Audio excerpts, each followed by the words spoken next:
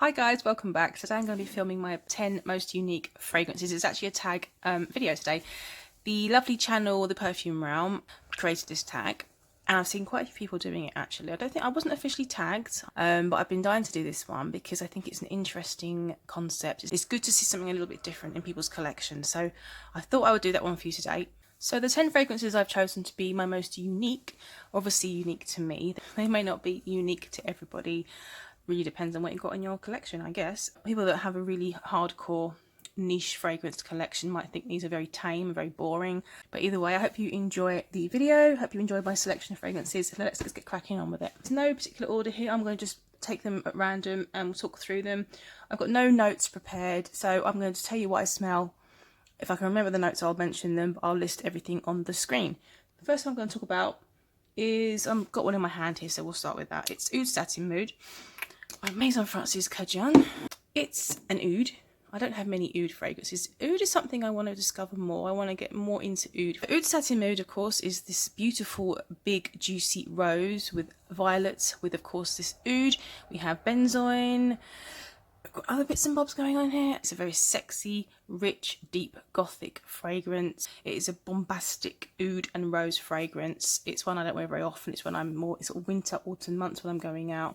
Nothing I've got that smells like this at all. That strong combination of sweet rose, velvety, powdery violet, and deep, slightly medicinal but rather sexy oud just makes this a very unique fragrance, a very deep and interesting and unusual fragrance in my collection. So that's number one, Oud Satin Mood. So next up we have one here from 4160 Tuesdays, and it is Burnt Cedar Rainbow Doves. This is a very unusual fragrance. I still can't get over how very generous, three amazing people here in the community that very kindly sent me this. So it's a very special fragrance. It's a very beautiful and very unique fragrance in itself. It is a smoky and sweet fragrance. It's not a typical bonfire sort of scent here. It's more as if you're using lacquers and varnishes and solvents, and there's smoke in the environment as well, and you've got this really strong sweetness. It's this sugared almond accord that's in here that gives you this unusual nutty sweetness. It's slightly sickly, but there's something so magical and unusual with this. It's very strong. I think for someone that gets travel sickness, you might like this. It might give you a headache. It's very fumey, like car fumes, and I do get terribly travel sick. But there's just something addictive in here. It might be that sugared almond sweetness. I don't know what it is. It's something that just makes me want to keep sniffing it. It's not an easy one to wear. This is not a mass appealing, easy reach by any stretch. This is something you wear really when you're in the mood. And it is incredibly unique, of course, which is why it's in this video, and I had to include it. So that is one by 4160 Tuesdays. It's Burnt Cedar Rainbow Doves. So next up is one I haven't featured before, but it's so damn lovely and it is unique. So this is by Francesca Bianchi, and it's called Under My Skin. This is probably the most artistic fragrance house I've bought something from so far. All of the line I've smelt from this house are very unusual, very rich, slightly animalic, or very animalic actually at times, just very out there. There's nothing subtle about them. They're all very deep and they go in a very distinct direction, in my opinion. This one is one, when I first tried it, I liked sniffing it, but I just thought, I'm never going to wear this. It's so weird and unusual. But because I just kept sniffing it and just kept going back to it, and in the end I just thought, why don't I just wear it? It's so lovely. My nose adapted, and then there you go, I've got a bottle now. So what this reminds me of is raw, uncooked gingerbread cookie dough, or just gingerbread dough. It sounds bizarre. Very rich dough. There's ginger and maybe some currants in there. Very kind of moist kind of a scent, and it dries down to, in a similar scent, but it dries down to something that smells like Coca-Cola and maybe a bit of tea. I know there's a lot of ambergris here, which one of those notes I happen to love and be addicted to. There's castoreum. There's obviously an animalic tone to this. There's a lot of notes in here. It is packed full of notes. It just smells so unusual. I love the artisan quality of Francesca Bianchi fragrances. They're not a kind of fragrance where you can say it gets lost between two others. It's like something else. It's not. They're very clearly a distinct scent, and they paint a picture. This one takes me somewhere very raw and very I'll say the word naked. There's no beating around the bush here. Excuse the pun. It smells like it's a sex. Oh god, doesn't that sound terrible? I feel like I should mouth the word, but you wouldn't see it. It's like sex. It smells very like that, like sweaty skin, but it's not gross. It's very addictive, and there is a sweetness and there's a richness. I think you just got to smell Francesca Bianchi's to understand. Very beautiful, but very unique. So, Under My Skin by Francesca Bianchi. Okay, so next up is a fragrance from the house of Sylvaine Delacourte, one of my favourites. This is the first one I ever purchased, and I loved how unique it really was. And I've still never smelled anything since this that smells like this. It's Virgile, and it was part of the vanilla collection that she created. Now, this is the most aromatic I find out of the other vanillas. This one has a very beautiful herbaceous quality. It's very bright with, I think, rosemary and sage, lots of sage and herbs. But it has an unusual leather note running through it, which isn't actually unusual, but with the combination of other things, it makes it a very unusual scent. It's very bright and aromatic and uplifting. It's very clean. I've likened it to walking into a spa and feeling beautifully refreshed, beautifully cleansed. This never fails to wake me up. It is... oh, it's absolutely stunning. That leather is so bright with all the other notes and the herbs and everything that's sparkling around it. Just the most bright, fresh, aromatic scent. And very, very unique for sure. So that is Virgile by Sylvaine Delacourte. So next up we have a Terry Mugler, or just Mugler now I think, isn't it? This is one of the more less popular Mugler creations.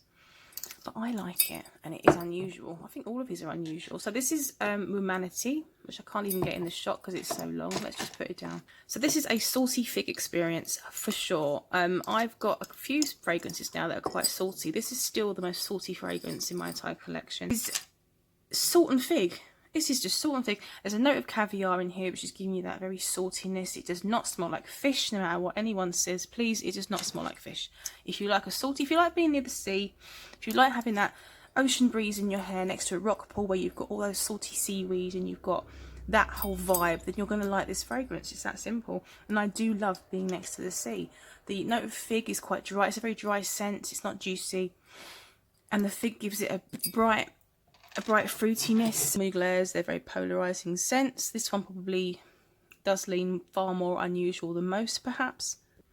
You kind of have to appreciate and respect a designer for being bold enough to take fragrance into these sort of directions. And Womanity does that for me. This is the one that I enjoy the most. I haven't worn that much of it, or have I? I didn't wear it this year, actually, because I bought Sydney Rockpool by Arquiste, which is another salty one. I've been wearing that far more because it's new, really. But this is incredibly unique, and the bottle is incredibly unique. It's stunning. So that is Womanity by Mugler. So next I've chosen a fragrance from the house of Byredo, and this is Bal D Afrique, and I think most people have heard of this by now. And it is unique in my collection. Now what makes this unique for me is the note of the African marigold flower, which I've never smelled before I smelled this fragrance. This is more commonly described as a vetiver fragrance. I think of vetiver as being quite a dry, sort of hay, grassy kind of a scent. I could be wrong. I'm not that familiar on that note, if I'm honest, but I don't get that in here. My nose seems to go straight to this African marigold flower and just stick with it because it's not a scent I've smelt before, and it stands out as something unusual. And overall, this fragrance gives me this, I've said before about it being a kind of mango and banana smoothie with lots and lots of cardamom, but not a gourmand fragrance, not really. It's just that I feel like I'm smelling this drink that's been whizzed up and made with all these different notes, because the African marigold flower smells very like a dense fruit, not a juicy fruit, like a banana sort of a fruit, you know, that kind of dense, non-juicy, thick flesh with the cardamom, and it smells very tropical in a more desert sort of way, and definitely one I was wearing a lot in the summer evenings. I have worn this a lot, and I just think it works for me in the evenings more because it's a coziness to it as well. It's warm, sexy and cosy, but with a very unusual twist from the African marigold flower, which is not unique to most people, I'm sure, but it's unique to me. So that is Bal D Afrique. Okay, so next I'm going to go with, I've got so many fragrances I could have put in this video, but I'm going with the ones that I think gave me the most unusual vibe when I first sprayed them and first smelt them, and still stand as an unusual fragrance in my entire collection. So next is from Lancome, Maison Lancome. This is Roses Berberanza. This is incredibly sweet. It's very rosy. What makes this unusual is that note of pistachio. There's also honey in here. We've got a boozy rum note in here. And this overall smells like a tropical, incredibly sweet tropical drink with lots of tropical fruits and rose. A very Turkish delight, sweet, smooth, sticky, juicy, succulent rose. But there's this funkiness in here, which is from that pistachio. It's a funky... It's like, I think I've said before, it's like the fruits are starting to ferment. And you're getting... Although that sounds actually lovely to me, it sounds very addictive. It's going slightly into fermentation where it's just starting to smell slightly off, but not, just a bit sickly. But it's the pistachio giving this weird nutty fermentation vibe. I don't know. But I find that weird. I find that unusual. I didn't think I liked this when I first smelled it because my nose wasn't quite ready to appreciate what that was. Now, I love it. I think this is the stunning fragrance. It's rich, it's incredibly bombastic. This is a lovely one to wear through autumn and winter. It really projects. It's very warm and cozy. Yeah, that's Roses Berberanza. So the next two fragrances I'm going to show you are both incredibly unique, but they're also both I would put in my top 10 for life because I have so much love for them. So this next one is Confessions of a Garden Gnome. This is by Oud and Manle. This is a company from Melbourne, Australia. So we have very dominant notes of Lily of the Valley. We have lily, ambergris. Also a fruit in here called the Yuzu. This is the fragrance that started it all for me. This, my first ever video was a hugely long review of Confessions of a Garden Gnome. I think it was like 20 minutes just talking about one fragrance. That's back when I didn't know how to edit, so you know, there's that. But it is a beautiful one. I think you could talk about this forever because it's so damn beautiful. Every time I talk about this fragrance, I never check the notes. You think I'd know them by now. Is there leather in here? There's something leathery in here now that I come to... I always used to get mixed up between tobacco. It kind of... Imagine a scent between sweet tobacco and leather. Imagine a scent somewhere between that. And you've got a very green lily of the valley and a very green lily. Very magical and invigorating. And the ambergris, oh my God, is just spraying a fine mist of salty water. Addictive, salty dewdrop water over all those notes. I don't think there is tobacco in here now. I can't remember, but through those notes I'm getting like a nuance of a floral tobacco. First ever experience of ambergris as well. So it has a very special place in my collection for being the first of being a niche, the first of having ambergris. I still personally never smelled anything like this at all. I'll most definitely get a second bottle when I get close to running out. So that is my beloved Confessions of a Garden Gnome by Oud and Manle. So another true love fragrance, niche fragrance, is by Renier, and this is my beloved Black Rain. So Black Rain, again, another unusual fragrance in my collection. Unique, definitely. I put this in the same category as Confessions. It doesn't smell anything like this. But these two are both unique, both unusual. But I love them so much. They go in a direction that I want to stay in. You know, so I become familiar with these two. So they're unique, but they're familiar to me. They're scents that I find are very me.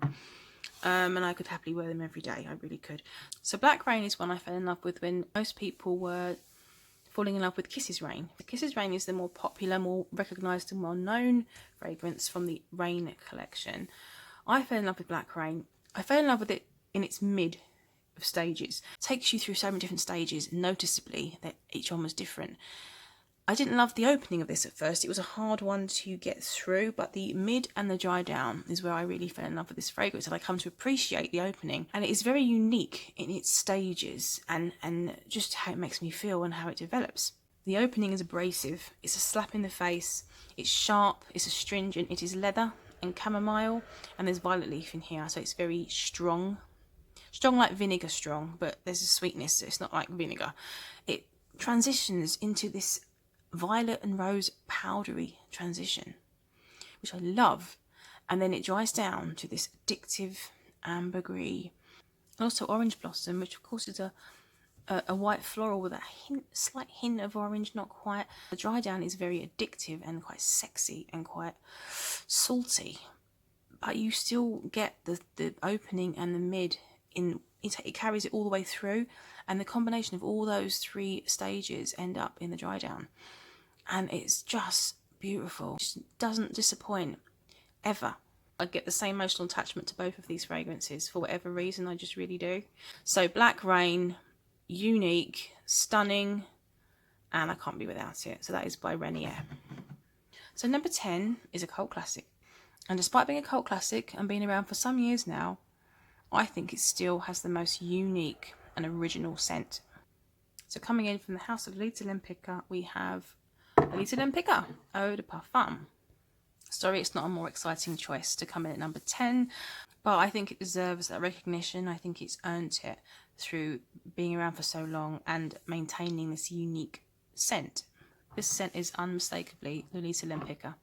This heavy hit of licorice, ivy, iris, violet, the rich black syrupiness of it, the cozy, slightly gothic whimsy from this fragrance. If someone walks past me wearing this, I know exactly what it is. And that is because it is unique. It still stands out amongst other fragrances. And that just makes it iconic, which I think it absolutely is. Everything from this beautiful whimsical design all the way to this, again, whimsical, almost fairy-like gothic fragrance. Sweet, syrupy, dark and cozy. That is Lolita Lempicka Eau de Parfum. I will say this has actually been reformulated. I don't think the juice is different. At least I have not heard anything about the juice, but the bottles are now different. They're not quite so ornate. They have a different faceted structure. They're not like a classic apple. They're more like a futuristic looking apple. I prefer this. I don't know why they had to change it, but you know, who knows.